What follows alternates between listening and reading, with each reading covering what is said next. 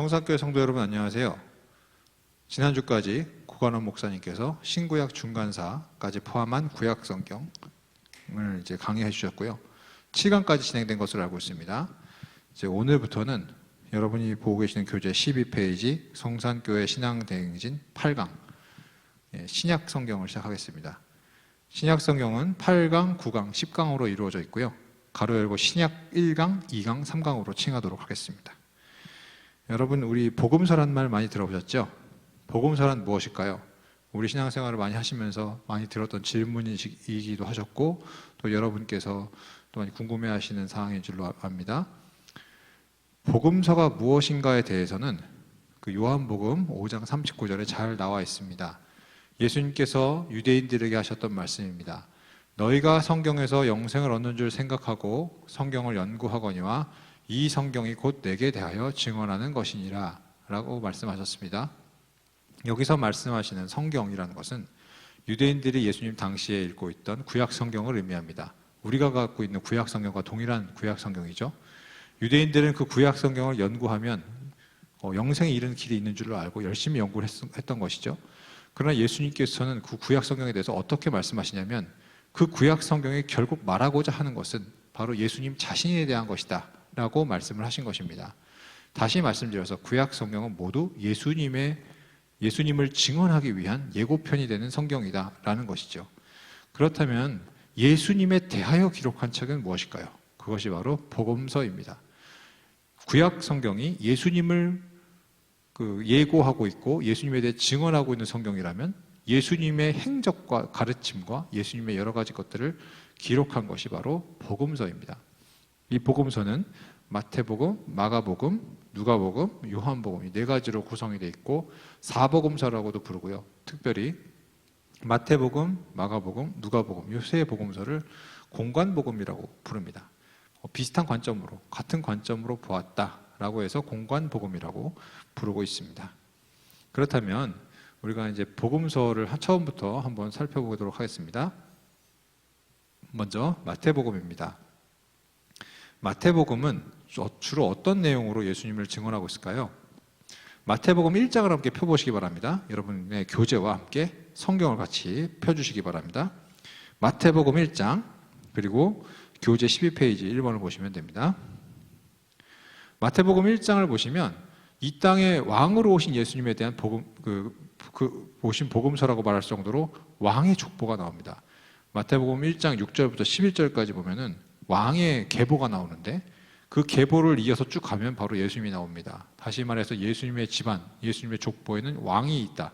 예수님은 누구의 자손이다? 바로 왕의 자손이다 라는 것을 강조하고 있는 것이 바로 마태복음 1장입니다. 신약 성경의 맨 처음 그리고 마태복음 시작부터가 예수님은 왕이시다라고 선포하고 있는 것이죠. 그래서 예수님은 이 땅의 주인이신 하나님의 전권을 위임받으신 왕이시다라는 것을 강조하고 있습니다. 자, 그리고 마태복음에서 역시 또한 강조하고 있는 것은 아브라함과 다윗의 자손으로 오신 예수님을 강조하고 있습니다. 아브라함은 누굴까요? 아브라함은 이스라엘 민족이 시작되게 한 시조이죠. 그리고 다윗 왕은 굉장히 이스라엘 민족의 영웅으로서 훌륭한 왕이었습니다. 그들의 자손이 바로 예수 그리스도라는 것을 강조하고 있습니다. 마태복음 1장 1절입니다. 아브라함과 다윗의 자손 예수 그리스도의 계보라 라고 시작합니다. 마태복음은 위대했던 조상들의 자손이 바로 예수님이시다 라고 말씀을 선포하고 있는 것이죠. 마태복음의 구조를 잠깐 보겠습니다. 마태복음은 예수님의 5편의 설교와 가르침을 중심으로 구성되어 있습니다. 1장부터 4장까지 예수님의 이야기가 나오고요. 5장부터 7장까지 예수님의 산상수훈 같은 가르침이 나오고 8장부터 9장까지도 이야기가 나오고 10장에 또 예수님의 그 가르침이 나오고 이런 식으로 5편의 가르침이 번갈아 가면서 나오고 그 사이에 예수님의 이야기들이 끼어져 있는 형태로 구성되어 있습니다. 다시 말씀드려서 마태복음은 철저하게 유대인들에게 복음을 전하기 위해서 편집된 잘 짜여진 잘 구성되고 각색되고 편집된 복음서죠. 그래서 여러분 성경은 편집된 성경입니다. 성경의 저자에 의해서 어떻게 하면 예수님을 더 잘 전할 수 있을까라는 목적으로 잘 편집된 복음서가 바로 이 마태복음입니다. 자, 그러면 마가복음을 한번 보겠습니다. 마가복음은 베드로의 신앙 고백, 마가복음 8장 27절에서 29절에 나오는 이 말씀을 중심으로 구성되어 있는 복음서입니다. 우리 마가복음 8장 27절에서 29절을 한번 찾아보도록 하겠습니다. 마가복음 8장 27절에서 29절, 신약성경 67페이지에 있습니다. 제가 읽어보도록 하겠습니다. 마가복음 8장 27절에서 29절. 예수와 제자들이 빌립보 가이사랴 여러 마을로 나가실새 길에서 제자들에게 물어 이르시되 사람들이 나를 누구라고 하느냐? 제자들이 여짜와 이르되 세례 요한이라 하고 더러는 엘리야 더러는 선지자 중에 하나라 하나이다. 또 물으시되 너희는 나를 누구라 하느냐? 베드로가 대답하여 이르되 주는 그리스도시니이다 하매. 이 말씀이 마가복음의 중심 주제이자 핵심 키워드입니다. 이 마가복음은 이 베드로의 신앙 고백을 중심으로서 마가복음 초반에도 이와 비슷한 말씀이 나오고 마가복음의 후반부에도 이와 동일한 말씀이 나옵니다. 다시 말해서 예수는 그리스도시다. 예수는 하나님의 아들이시다라는 것이 가운데와 양옆에 처음과 끝에 배치가 되어 있는 구조라고 볼 수 있죠. 마가복음 1장 1절 맨 처음 시작 말씀이죠. 그리고 15장 39절 후반부에 있는 말씀도 하나님의 아들인 예수 그리스도를 강조하고 있습니다. 마가복음 1장 1절입니다. 하나님의 아들 예수 그리스도의 복음의 시작이라. 그죠? 그리고 마가복음 15장 39절 예수님을 십자가에 못 박았던 백부장의 고백입니다. 예수를 향하여 섰던 백부장이 그렇게 숨지심을 보고 이르되 이 사람은 진실로 하나님의 아들이었도다 하더라. 예수님을 십자가에 못 박았던 이방인 백부장이 예수 그리스도가 하나님의 아들이셨다라는 고백을 하는 것이죠. 이와 같이 마가복음의 첫 시작 1장 1절 하나님의 아들 예수 그리스도의 복음의 시작이라. 그리고 8장 27절에서 29절 베드로의 고백 예수님은 그리스도이십니다. 주님 당신은 그리스도이십니다. 다시 말씀드리면 그리스도는 메시아 구약 성경에서 예언된 하나님의 아들이시고 이 세상을 다스릴 영원한 왕이시고 이 세상을 심판하실 바로 그분, 그게 바로 당신 예수님이십니다라는 고백을 하는 것이죠. 그리고 마가복음의 마지막 부분에 예수님을 십자가에 못 박았던 이방인조차도 예수님 당신은 하나님의 아들이십니다 라는 것을 강조하고 있고 마가복음 전체가 강조하고 있는 바입니다. 이것이 바로 마가복음에서 예수님에 대해서 증언하고 있는 복음이죠. 이제 누가복음을 살펴보겠습니다. 누가복음을 쓴 누가라는 사람은 사도 바울과 2차 전도 여행을 같이 했던 사람입니다. 사도행전 16장 10절과 20장 6절, 21장 1절, 27장 1절, 28장 1절에 그 내용들이 자세히 나옵니다. 여러분이 보고 계신 교재 12페이지 3번 누가복음입니다. 디모데후서 4장 11절의 말씀을 함께 봅시다. 이 디모데후서라는 것은 사도 바울이 죽기 전에 쓴 마지막 서신서입니다. 이 마지막 서신서에서 바울이 뭐라고 고백을 하고 있냐면 디모데후서 4장 11절 의사 누가만 나와 함께 있느니라 라고 되어 있습니다. 여러 제자들을 다른 곳으로 파송하고 또 어떤 제자들은 사도 바울을 배신하고 떠났습니다. 그러나 사도 바울이 죽는 그 순간까지 끝까지 옆에 같이 있었던 사람은 누구였느냐면 바로 누가였습니다. 이 누가복음을 쓴 누가만 이 사도 바울 옆에 있었던 것이죠. 그래서 이 사도 바울의 옆에 있어서 누가가 쓴 또 다른 서신이 바로 사도행전입니다. 그래서 누가복음과 사도행전은 이 누가가 썼습니다. 그렇다면 이 누가복음이 강조하고 있는 것은 무엇일까요? 누가복음은 예수님의 가르침 중에서 구원, 죄, 용서, 회개, 죄인, 심판 등의 내용들을 특히 강조합니다. 누가복음 13장 24절을 보겠습니다. 좁은 문으로 들어가기를 힘쓰라. 내가 너희에게 이르노니 들어가기를 구하여도 못하는 자가 많으리라 라는 말씀을 하고 있습니다. 이 말씀만 딱 떼어놓고 보면 누가복음에서 말하는 그 구원론, 구원받기가 쉽다, 어렵다? 어렵다라는 느낌을 지울 수가 없습니다. 이 누가복음에서는 이 구원받기가 어렵다는 것을 많이 강조하고 있습니다. 좁은 문으로 들어가기를 힘써야 되고 그렇게 들어가기를 원해도 못하는 사람이 많을 것이다 라는 식으로 말씀을 하고 있습니다. 여러분 누가복음 23장 39절에서 43절에 나오는 구원받은 강도 얘기를 잘 아시죠?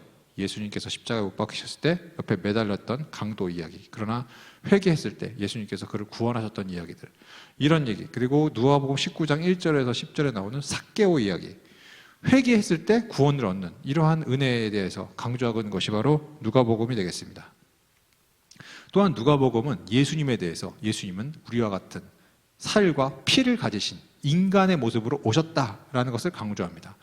누가복음 22장 44절 예수께서 힘쓰고 애써 더욱 간절히 기도하시니 땀이 땅에 떨어지는 핏방울같이 되더라 되어 있습니다. 예수님께서 십자가에 못 박히시기 위해서 잡히시기 전날 밤에 겟세마네 동산에서 기도하실 때 피가 났었고 땀이 났었다. 사람이 아니면 할 수 없는, 사람이 아니면 보일 수 없는 그런 모습을 보이신 정말 우리의 육체를 갖고 오신 예수님, 인간 예수였다는 것을 강조하는 것이 바로 누가복음입니다. 요한복음입니다. 요한복음은 예수님은 누구신가? 라는 질문에 대한 답을 주는 복음서입니다. 총 7가지의 말씀으로 압축이 되는데요. 하나씩 살펴보도록 하겠습니다. 첫째, 생명의 떡입니다. 요한복음 6장 35절 예수께서 이르시되 나는 생명의 떡이니 내게 오는 자는 결코 줄이지 아니할 터요 나를 믿는 자는 영원히 목마르지 아니하리라 라는 말씀입니다. 오병이어 기적 이후에 예수님을 왕으로 섬기고 높이고 세속적인 왕으로 옹립하고자 하는 사람들이 예수님을 오해했을 때 예수님께서 하신 말씀입니다. 내가 생명의 떡이다. 너희들이 오병이어 기적으로 먹은 떡, 그 물리적인 떡에만 관심 갖지 말고 생명의 떡인 나를 받아들여라 라고 말씀하시면서 하신 말씀이 바로 이 본문이죠. 세상의 빛이다. 요한복음 8장 12절 예수께서 또 말씀하여 이르시되 나는 세상의 빛이니 나를 따르는 자는 어둠에 다니지 아니하고 생명의 빛을 얻으리라. 예수님을 따르는 것이 빛을 따르는 것입니다. 예수님을 따르는 것이 바로 빛된 길, 구원의 길로 가는 것이다 라는 것을 말씀하시는 것이죠. 또한 예수님께서는 당신 자신을 양의 문이라라고 말씀하셨습니다.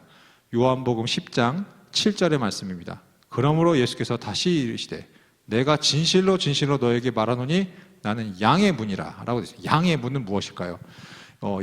고대 근동지방에 예수님 당시에 그 양들이 머무는 울타리가 있었습니다. 벽으로 이렇게 돌로 만든 그 울타리가 동그랗게 있고요. 문은 하나밖에 없어요. 그래서 양들이 그 울타리에 들어가려면 그 양의 문을 통과하지 못하면 들어갈 수가 없는 겁니다. 다시 말해서 예수 그리스도를 통하지 않고는 구원받을 수 없다라는 그 말씀을 하시는 겁니다. 구원받고 싶으냐? 그럼 예수님을 믿어라. 오직 예수 외에는 구원의 길이 없다라는 것을 예수님께서 당신 스스로 밝히신 말씀입니다. 그래서 예수님은 양이 들어가는 문과 같은 오직 유일한 문, 오직 유일한 방법이시다라는 것을 말씀하시는 것이죠. 그리고 여러분 잘 아시는 예수님은 선한 목자십니다. 요한복음 10장 11절 나는 선한 목자라. 선한 목자는 양들을 위하여 목숨을 버린다. 그래서 예수님께서 우리를 구원하시기 위해서 십자가에서 못 박혀 죽으신 겁니다. 선한 목자이시기 때문에 목자는 뭐 하는 사람입니까? 양들을 인도하는 사람입니다. 양들을 이 배고플 때 먹을 걸 주고 목마를 때 물을 먹도록 강가 쪽으로 인도하는 사람이 목자예요. 그래서 양 입장에서는 목자를 따라가야 삽니다. 목자를 따라가지 않는 양은 죽습니다. 늑대에게 물려 죽든 굶어 죽든 안 좋게 죽든. 그래서 양이 누리는 예수 그리스도인 우리의 참된 목자이신 예수 그리스도를 쫓아가야만 살 수 있다는 것이죠. 그래서 이 예수님께서는 당신 스스로를 나는 선한 목자, 그냥 목자도 아니고 선하신 목자라고 말씀하고 계십니다. 우리가 선하신 목자이신 예수님만을 따라가야 합니다. 그래야 우리가 영원히 살고 몸이 살 수 있습니다. 그리고 예수님께서 말씀하시기를 예수님 당신은 부활이요 생명이다라고 말씀하셨습니다. 요한복음 11장 25절입니다. 예수께서 이르시되 나는 부활이요 생명이니 나를 믿는 자는 죽어도 살겠고 라고 되어 있습니다. 예수님을 믿어야 우리가 부활합니다. 예수님을 믿는 것이 생명의 길입니다. 또한 예수님께서는 당신을 일컬어 길이요 진리요 생명이다라고 말씀하셨습니다. 요한복음 14장 6절이죠. 예수께서 이르시되 내가 곧 길이요 진리요 생명이니 나로 말미암지 않고는 아버지께로 올 자가 없느니라. 오직 예수 그리스도만이 유일한 길이요 생명이고 진리라는 말씀을 하고 계시는 거죠. 마지막으로 여러분 잘 아는 말씀입니다. 예수님께서는 당신을 일컬어 참 포도나무라고 하셨습니다. 요한복음 15장 1절입니다. 나는 참 포도나무요 내 아버지는 농부라 라고 되어 있습니다. 그래서 우리가 참 포도나무이신 예수 그리스도라는 나무에 붙어 있어서 그분의 진액과 물을 빨아들여서 그것으로 말미암아 살아야 되고 그것으로 말미암아 우리가 열매를 맺어야 합니다. 그래야 농부이신 하나님께서 기뻐하신다는 것이죠. 그래서 지금까지 성산교회 신앙대행진 8강, 신약 1강 사복음서에 대해서 나눴습니다. 많은 은혜가 되시기를 바라고 여러분의 신앙에 유익이 되는 강의가 되셨기를 바랍니다. 다 같이 주기도문 하시면서 강의를 마치겠습니다. 하늘에 계신 우리 아버지, 아버지의 이름을 거룩하게 하시며 아버지의 나라가 오게 하시며 아버지의 뜻이 하늘에서와 같이 땅에서도 이루어지게 하소서. 오늘 우리에게 일용할 양식을 주시고 우리가 우리에게 잘못한 사람을 용서하여 준 것 같이 우리 죄를 용서하여 주시고 우리를 시험에 빠지지 않게 하시고 악에서 구하소서. 나라와 권능과 영광이 영원히 아버지의 것입니다. 아멘.